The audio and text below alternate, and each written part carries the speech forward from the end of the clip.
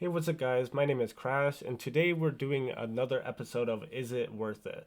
Today it's going to be on Minecraft Legends, where we're going to do like a deep dive on the story, the gameplay, and the multiplayer of the game.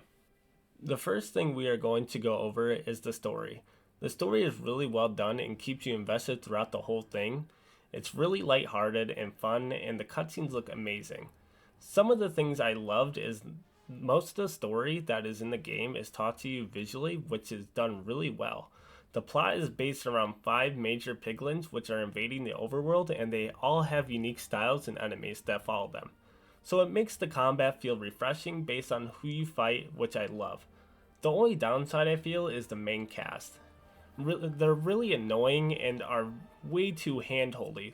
Like if you are on a quest and you're not doing what they want you to do, they will repeatedly keep telling you what to do until you listen, which can get really annoying over time. And another issue is they tell you stuff that is going on even though we just seen it visually in a cutscene, which really bothers me. I understand why they do this because the game is directed towards younger audiences, but it makes some of the interactions really annoying to me, in my opinion.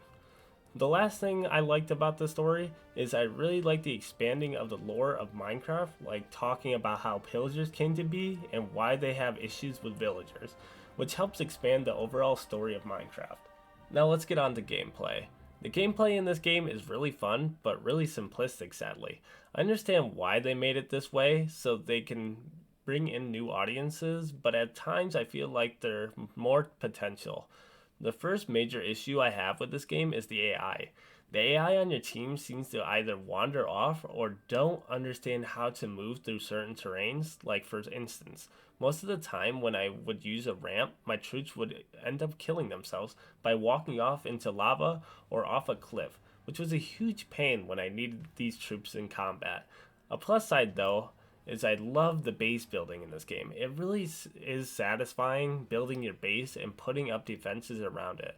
I also enjoy the idea of building armies. It kind of reminds me of other games I enjoy. It makes the game feel more epic when you have large scale battles happening on screen. Another thing I like about the game is the troop variety that you have. Like how you have mossy golems that heal you, and you have skeleton archers for range. And then you have warriors to fight in melee combat. The troop variety in this game is really well set up. It's simple, but gets the job done. There's also special units that are called first golems, which are really strong and make combat 10 times easier. So how does this game compare to other games in the genre when it comes to gameplay? It's although it's very simple, I can put this game beside some of my favorite games like Overlord. Even though this game is heavily simplified, it still holds up really well and makes you want to come back for more. The last issue I have with the game is it's very short and there's no endgame content, so after feeding your enemies you have to start another playthrough, which sucks because I feel like I wasted my time building up my cities and my armies. But overall, I really enjoyed the combat and the base building, and I hope they expand on it in the DLC. The last thing I want to talk about is the multiplayer versus mode. The multiplayer in this game, in my opinion, is not the best. The first thing I can think of that is a positive and a negative is the procedurally generated maps. The positives of that is, well, you might get one of the best maps in the game. The negatives is, well, you might get one of the worst. And it really sucks because certain maps that you really enjoyed, you'll never see again. The multiplayer is set up really simple. It's kind of like a city defense where you're trying to break into their base and destroy their well house before they reach yours, which can be really fun, but can also be one of the biggest pains in the ass because your enemies might get a better spawn near better resources, which can be extreme disadvantage.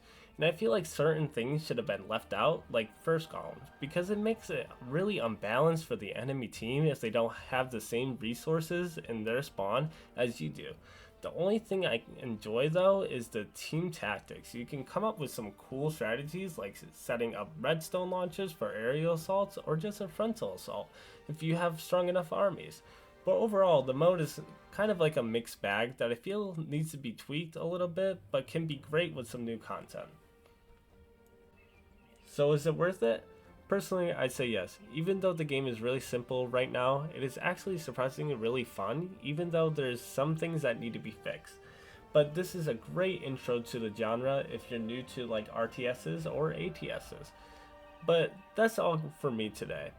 If you liked the video, make sure to leave a like and a sub. But that's all for me. See you next time.